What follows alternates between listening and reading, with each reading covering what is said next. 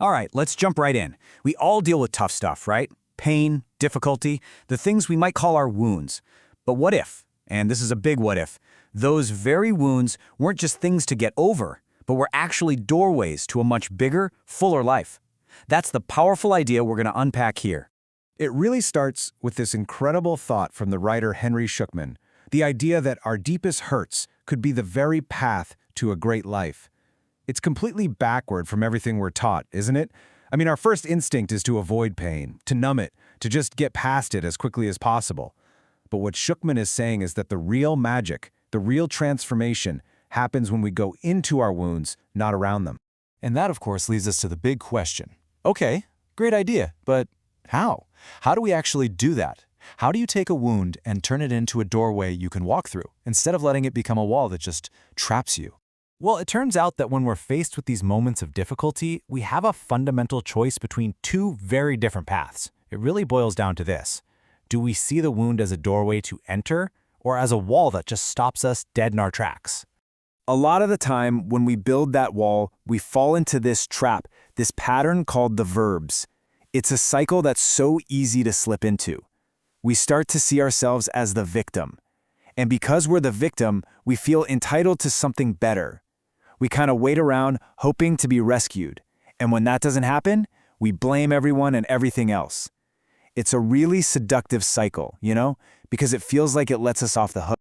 But here's the catch, and it is a huge one. As the author Richard Bach put it, argue for your limitations, and sure enough, they're yours. When we live inside that verbs mindset, we are literally building the prison we're so afraid of. We convince ourselves we're trapped, and so we are. So let's look a little closer at that idea, at what it means to argue for our limitations. Because it's this mental game we play, building that wall, brick by brick, with our own thoughts, our own stories of being a victim. And you can see the two mindsets right here, side by side. On the left, that's the wall.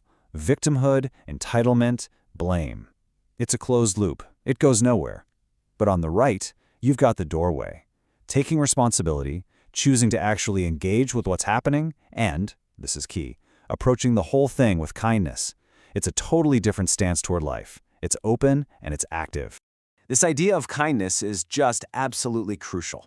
The performance coaches Pia Nilsson and Lynn Marriott said it perfectly. Learn to embrace fears and drown them in kindness.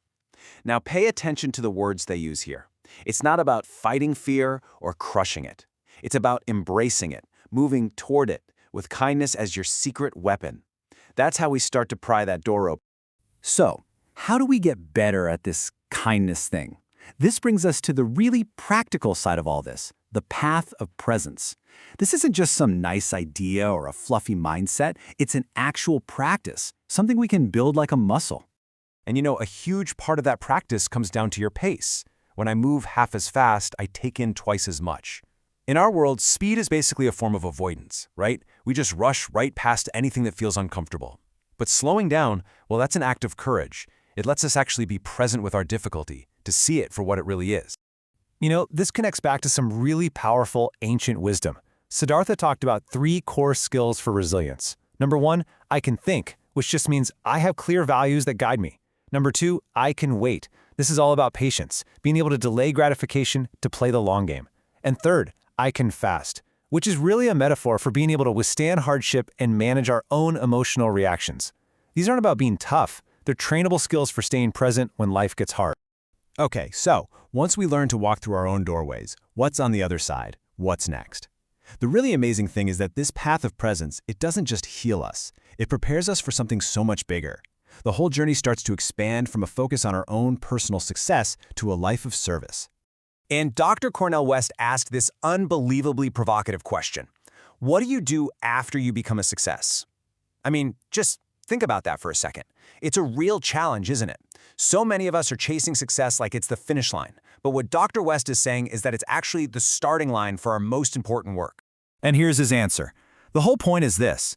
Greatness isn't about what you get for yourself. As Dr. West says, greatness has to do with he or she who uses success for something bigger than themselves, service to others. This is the ultimate doorway, when you use your own transformed wounds to help heal the wounds of the world around you. And who is he talking about? He's super specific. He calls them the least of these: the orphan, the widow, the poor, children, the elderly, workers, all the people on the margins, the ones who are suffering, moving toward their reality, their wounds. That's the real path to greatness. To really drive this home, check out this incredible reframing of what it means to fail morally from James F. Keenan. He says, sin is a failure to bother to love. It's not about our little mistakes or weaknesses. The real danger is in our strength. It's when we get so comfortable that we just don't bother to engage, don't bother to serve, don't bother to love. And at the end of the day, all of this leads to a kind of radical acceptance.